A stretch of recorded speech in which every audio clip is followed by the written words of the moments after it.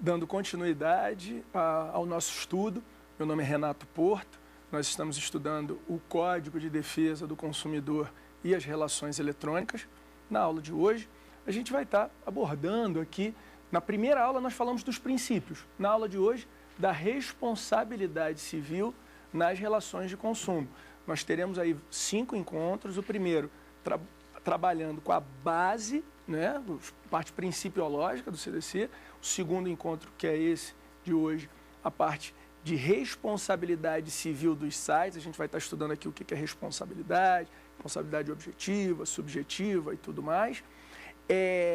Bom, eu sempre tenho que lembrar para vocês que vocês encaminhem suas dúvidas para o e-mail saberdireito@stf.jus.br. Eu hoje conto aqui no estúdio com a presença dos alunos, com o Jorge, com o Jackson e com o Ramon. Obrigado pela presença novamente. E vamos lá. Para eu poder iniciar essa aula de hoje, eu gostaria de rememorar o que foi abordado na última aula. Vamos lá. Princípios. Eu falei dos princípios do direito do consumidor para que a gente pudesse ter uma noção, a parte de sedimentação da defesa desses que eu vou estar trabalhando nessa aula de hoje.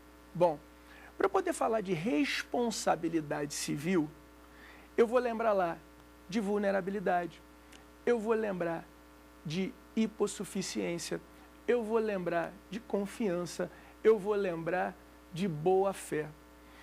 Para eu poder estar atuando com o Código de Defesa do Consumidor, inicialmente tenho que identificar uma coisinha chamada relação de consumo. Relação de consumo. Quem pode ser consumidor, quem pode ser fornecedor, o que é produto, o que é serviço. A gente vai estar trabalhando isso um pouquinho mais na frente. E agora já na responsabilidade, ou seja, esse consumidor que adquire um produto ou um serviço de um fornecedor via web e sofre um prejuízo, seja esse prejuízo de ordem moral, emocional, ou seja ele de ordem econômica. Bom, responsabilidade. O que é a responsabilidade? Responsabilidade, eu pego a definição do professor Sérgio Cavalieri Filho, que diz que responsabilidade é um dever subsequente que resulta do inadimplemento de uma obrigação. Responsabilidade é um dever subsequente que resulta do inadimplemento de uma obrigação. O que é isso aí? Vamos dissecar, vamos apertar a tecla SAP. Tá bom. Responsabilidade, obrigação. Vocês, quando estudaram direito das obrigações, vocês viram que as obrigações podem ser de dar, fazer, não fazer, meio, resultado natural, próprio terreno, e assim vai, dar coisa certa, dar coisa incerta, fazer fungível, fazer infungível. Nossa Senhora, tudo isso? Sim. Mas vamos para a base. Dar, fazer e não fazer. O que é o inadimplemento dessa obrigação? Se eu me obriguei a transferir o domínio de algo, de dar um determinado produto, entregar um determinado bem, e não entreguei, eu inadimplico essa obrigação.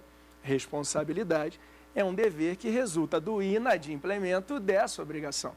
Só que a responsabilidade pode se apresentar de duas formas. A responsabilidade pode ser subjetiva e a responsabilidade pode ser objetiva.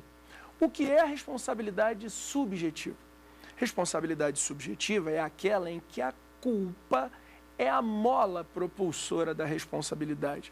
Os maiores defensores da responsabilidade subjetiva eram os irmãos Mazot, né, que num tratado de responsabilidade civil chegavam a considerar como imoral responsabilizar alguém sem a verificação da culpa. Isso pode acontecer? Pode, a regra. Se você avançou o sinal e bateu no carro, provavelmente Tício avançou o sinal e bateu no carro de Mévio, que vinha transitando regularmente, tudo. Tício deve indenizar Mévio? Sim. Por quê? Porque teve culpa. Conduta culposa, avançou o sinal. Dano, amassou o carro. Nexo causal. Avançou o sinal e causou o dano. Causou o dano porque avançou o sinal? Sim. Então, se eu tenho conduta culposa, tenho dano e tenho nexo causal, eu tenho responsabilidade civil. Subjetiva ou objetiva? Nesse caso, subjetiva. Porque a culpa é a mola propulsora. Ninguém que bater com um carro, nesse caso aí, de duas pessoas iguais, do mesmo nível, que se acidentarem, um vai ter que provar a culpa do outro. Renato, e qual é a responsabilidade objetiva? A responsabilidade objetiva é aquela em que o agente responde independentemente da existência de culpa. É aquela em que o agente responde independentemente da existência de culpa. Renato, responder independentemente da existência de culpa é responder sempre. Eu não falei isso, porque senão eu estaria utilizando o termo teoria do risco integral. Não é isso que eu estou falando. Eu estou falando de uma pressuposição de responsabilidade.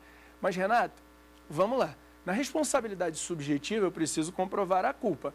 Na responsabilidade objetiva, o agente responderá independentemente da existência de culpa. Qual é a melhor? O que é mais fácil? Você, se tivesse causado um dano, você gostaria de responder subjetivamente ou objetivamente? Sem dúvida nenhuma, se eu tivesse causado um dano, eu gostaria de responder subjetivamente, tendo que provar a minha culpa. E no caso da responsabilidade objetiva, quando é que surge essa chamada responsabilidade objetiva, que é uma notada, vamos dizer assim, um instrumento de tratamento diferenciado. Renato, como assim de tratamento diferenciado? Ué, se alguém responde independentemente de culpa, essa lei é desigual. Mas, Renato, por que a lei é desigual? Aí vamos lembrar do abordado na primeira aula. Princípio da vulnerabilidade é aquele que estabelece que o consumidor merece ser considerado como a parte mais fraca, porque existem relações entre iguais e existem relações entre desiguais. Notem, não necessariamente você precisa ter uma relação de consumo para alguém responder objetivamente. Por quê? Porque a responsabilidade objetiva, ela vai se evidenciar no artigo 927, parágrafo único do Código Civil. 927, parágrafo único do Código Civil. Lá vai dizer que a responsabilidade ela é objetiva, primeiro, quando estiver na lei. Segundo, quando se adotar a chamada teoria do risco. Quando estiver na lei ou quando se adotar a chamada teoria do risco. Renato, o que é risco? Risco é perigo, é possibilidade de dano. E quando estiver na lei, existem relações jurídicas que são tão perigosas, são tão diferenciadas, que o legislador fez o seguinte, colocou lá na lei artigos que tratassem dessa forma. Por exemplo, o artigo 37, parágrafo 6º da Constituição Federal, diz que o Estado responderá objetivamente pelos danos causados. O Código de Defesa do Consumidor, no artigo 12 e no artigo 14, diz que a responsabilidade será objetiva, seja do fornecedor de produto ou no fornecedor de serviço.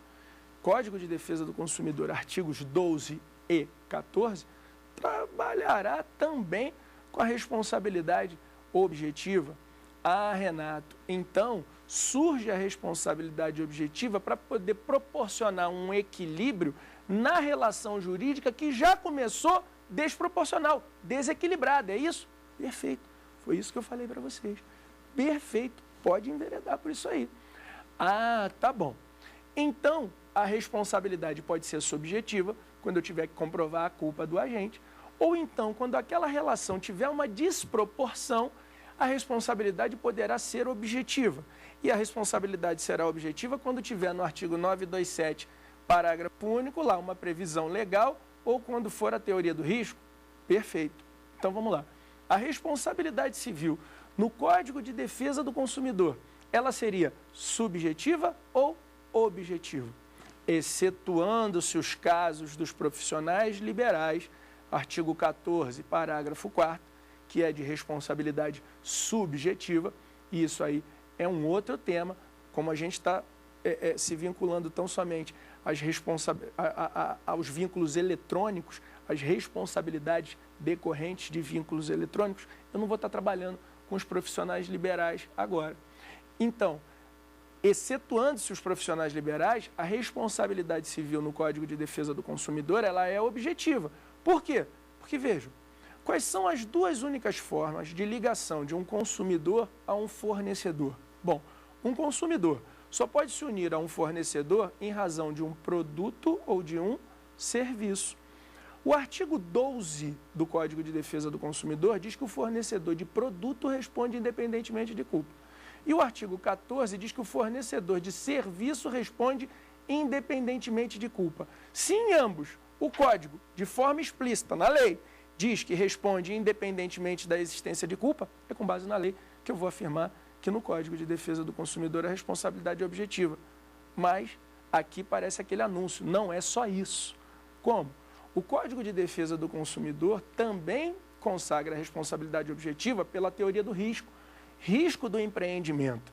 Se eu estiver trabalhando e tentando ganhar dinheiro, vendendo um produto ou um serviço para pessoas, para uma pessoa, para várias pessoas, e esse produto ou esse serviço estiver produzindo dano, no dia que eu for responder pelo dano proporcionado, eu terei que responder objetivamente.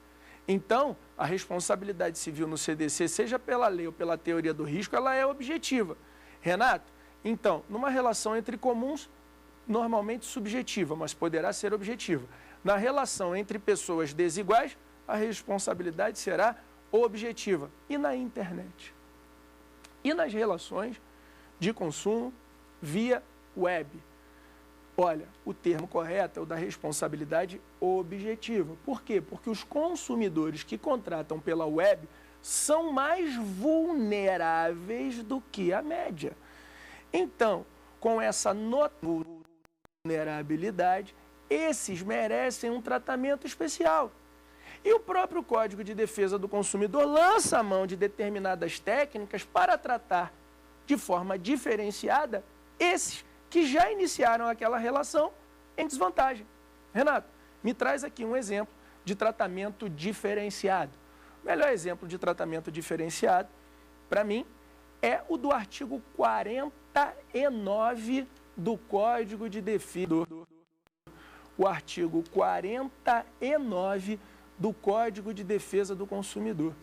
O artigo 49, ele vai trabalhar com o direito de arrependimento. O consumidor poderá arrepender-se das aquisições feitas fora do estabelecimento comercial. Por favor, gente, olha um códigozinho lotado de lendas urbanas. Ah, se eu comprei um produto numa loja, eu posso voltar lá e posso trocar? Não. Se um produto se o produto bom quebrou, se o produto bom, eu cheguei em casa, desisti, falei, ó, não quero mais, o fornecedor é obrigado a trocar? Não. O produto com vício, o produto com falha, o produto com defeito, eu posso ir lá no fornecedor e pedir a troca? Não. Quer dizer, poder pedir pode, se o cara vai trocar ou não é outra história. Renato, peraí, eu pensava que eu tinha esse direito. Eu pensava que podia ser dessa forma. Não, porque o artigo 18, parágrafo 1º, vai dizer que o fornecedor tem um prazo de 30 dias para sanar o vício. Então, se você levar o produto para consertar, ele pode falar, leva para assistência técnica, e tu vai ter que suportar isso aí. A não ser se esse produto se caracterizar como um produto essencial. Peraí, Renato. Então, vamos lá. Você, na primeira aula, afirmou para mim que considerava como essencial a internet. Foi isso mesmo que eu falei. Bom, então logo por esse primeiro argumento, se o juiz identificar como essencial a internet, você não precisa aguardar 30 dias para sanar o vício, é isso? É. Então veja como é que já começa um tratamento diferenciado. Isso se não existisse o artigo 49. Eu estou abordando sem a existência do 49, que o 49 me dá esse direito. Eu estou abordando, se vocês tiverem uma análise mais lato da coisa, mais abrangente da coisa, vocês têm, ainda mais você, julgador, você tem que identificar que a internet é um produto essencial. Eu tenho visto inúmeros julgados que dizem que o serviço essencial, eles se pautam na lei da greve dos idos de 60. Pelo amor de Deus, o quanto que nós evoluímos nos últimos anos no campo da medicina, da informática, de tudo mais, a gente vai continuar falando de lei de greve? Não. Eu posso configurar uma nova relação, o direito vai servir para reverberar justamente essa nova relação jurídica que se apresenta. Para que serve o direito? Para regular as relações jurídicas. E hoje, inegavelmente, pelo meu modo de ver, por tudo isso que eu estou trabalhando com vocês, eu entendo que a internet é um serviço essencial.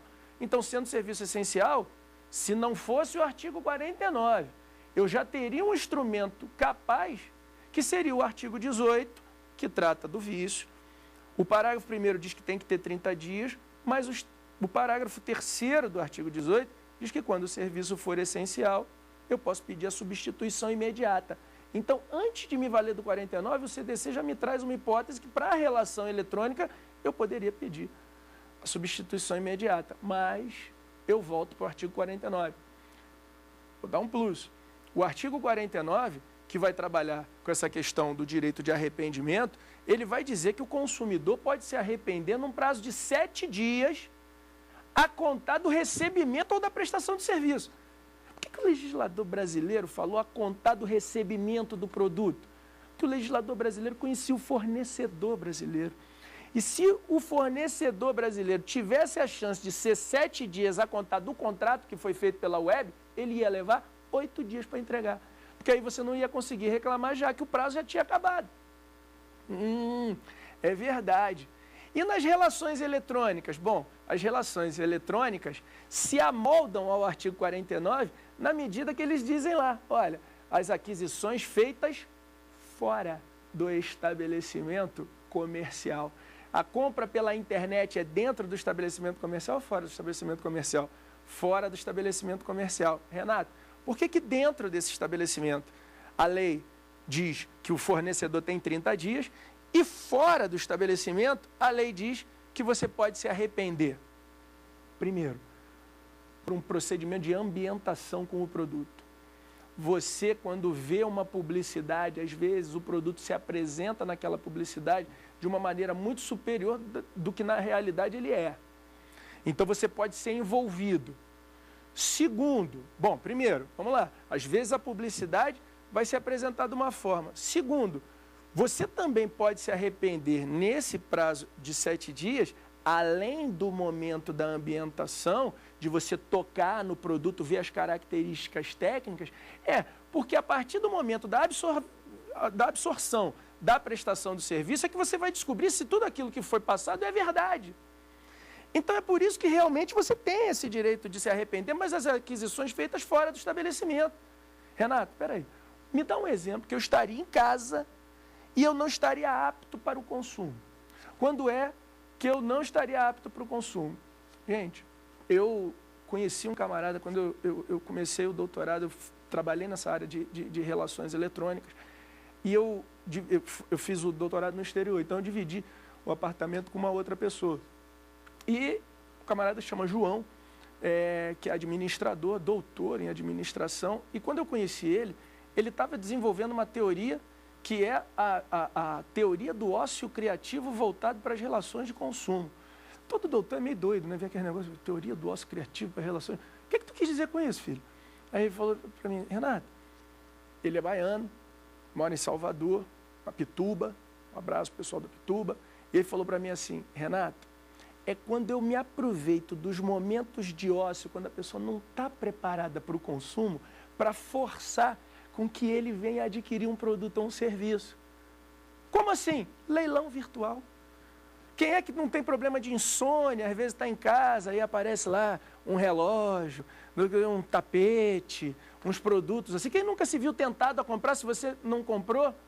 Veja bem, essa aquisição, ele foi envolvido pela técnica comercial, ócio criativo, aquisição feita fora do estabelecimento comercial, forma em que a publicidade se apresenta, você é extra vulnerável, por isso que você precisa ter um tratamento especial.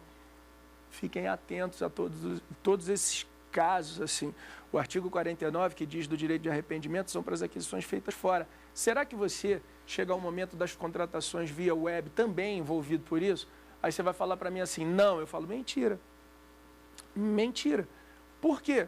Vejam, por muitas vezes você recebe um e-mailzinho na tua caixa postal com o lançamento de um curso, com o lançamento de um livro, com um evento jurídico. Por que você faz isso? Uma coisinha chamada cookie. Cookie. Se escreve como escreve o nome daquele biscoitinho? Cookie. Cada site que você visita, fica registrado no provedor aquele cookie. Ou seja, o site que você visitou.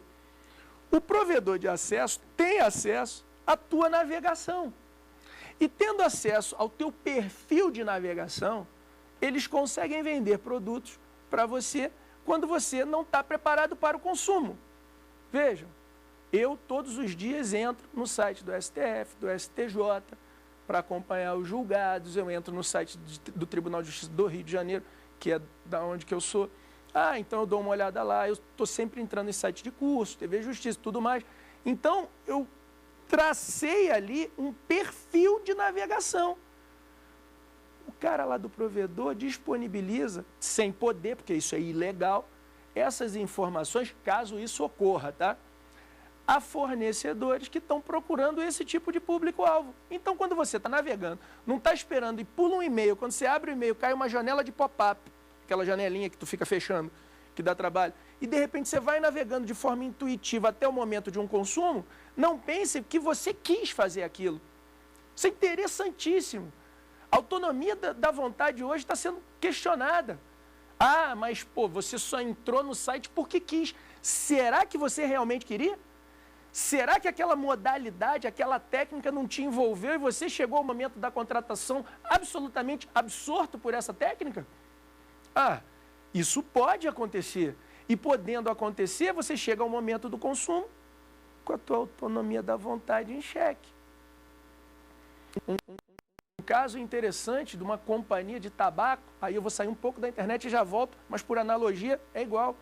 A companhia de tabaco foi condenada no Tribunal do Rio Grande do Sul por uma pessoa que, viciada em um determinado cigarro, teve uma patologia própria de tabagistas. Peraí, qual foi o grande argumento que as empresas do tabaco sempre usaram? Fuma quem quer. Se você fuma porque quis. Mas aquela própria do fumante. Mas continua sendo, fuma quem quer. E aí a sentença foi maravilhosa, porque diz o seguinte: quem diz que viciado tem querer? E em segunda instância confirma. Pela primeira vez confirmou em segunda instância. Chegou agora há pouco tempo no STJ. Mas em segunda instância confirmou, porque o fornecedor falava assim: fuma quem quer. Quem diz que viciado tem querer? Superado esse primeiro momento? Mas só chegou ao vício, só chegou a esse momento, dizem as companhias da área do tabaco, porque quis. E toda a informação dada é no sentido de que fumar é prejudicial à saúde, fumar causa câncer, fumar faz isso, fumar faz aquilo. Aí, segunda instância diz o seguinte: hoje, porque da mesma forma que na primeira aula eu falei que a Apple, é difícil você ver um programa de televisão que hoje alguém não abra um computador que não seja da Apple, nos anos 50, 60, 70, dificilmente um mocinho não fumava.